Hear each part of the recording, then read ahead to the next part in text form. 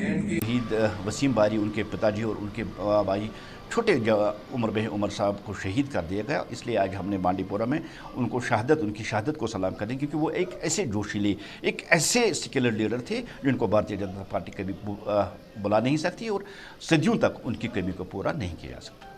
लगता है भारतीय जनता पार्टी के लीडरों पर अटैक होना, उसके पीछे जो रीज़न देखिए, आज तक एक एटमॉस्फेयर यहाँ हुआ था, जब देखते थे हर जगह पत्थरबाजी होती थी, पाकिस्तान के झंडे लहराए रहे थे, आईएसआई के झंडे लहराए रहे थे, अब वो एकदम बंद हो गई और भारतीय जनता पार्टी के कार्यकर्ता डेवलपमेंट और विकास की तरफ जान रहे। एकदम ये एटमॉस्फेयर चेंज होना, और इस एटमॉस्फेयर में हर किसी की यही कोशिश होती है कि अमन के लिए काम करे। ये पाकिस्तान को रास नहीं आता है, क्योंकि उसको वो माहौल रास होता है जहाँ पत्थर चले, गोली चले, बम चले, ताकि वो और लोगों को इसमें रिक्रूटमेंट कर सके। एक सबसे बड़ा रीज़न है कि एकदम ये सारी उनकी रिक्रूटमेंट बंद हो गई और उसको फ्रस्ट्रेशन आई उसके पीछे, इसलिए वो भारतीय जनता पार्टी के कार्यकर्ताओं को जिम्मेदार समझकर जिन्होंने अमन के काम लेकर, इसलिए वो अटैक कर रहा। दूसरे मेन वजह है कि भारतीय जनता पार्टी की कार्यकर्ता की आवाज़ एक स्ट्रांग नेशनलिस्ट वॉइस है। जहां आप देखेंगे वहाँ भारत माता के जय के नारे आज गूंज रहे, वहाँ हिंदुस्तान जिंदाबाद के आर्यनान को।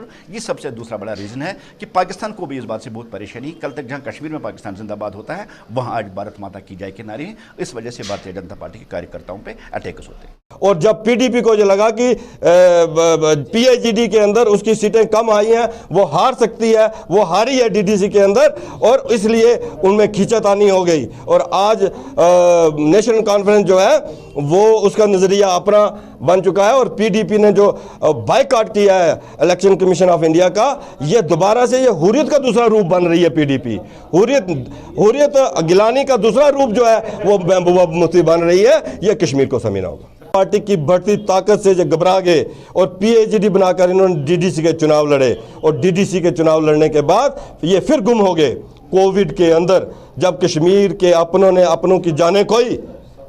नेशनल कॉन्फ्रेंस, पीडीपी और इनके पीएचडी के लोग नजर नहीं आए, और आज फिर वो हमें नजर आ रहे हैं। इसलिए कश्मीर के लोगों को समझना होगा कि इनके हाथों में हम ना जाएं, हम वो रास्ता चुने जो रास्ता जहां के बच्चों का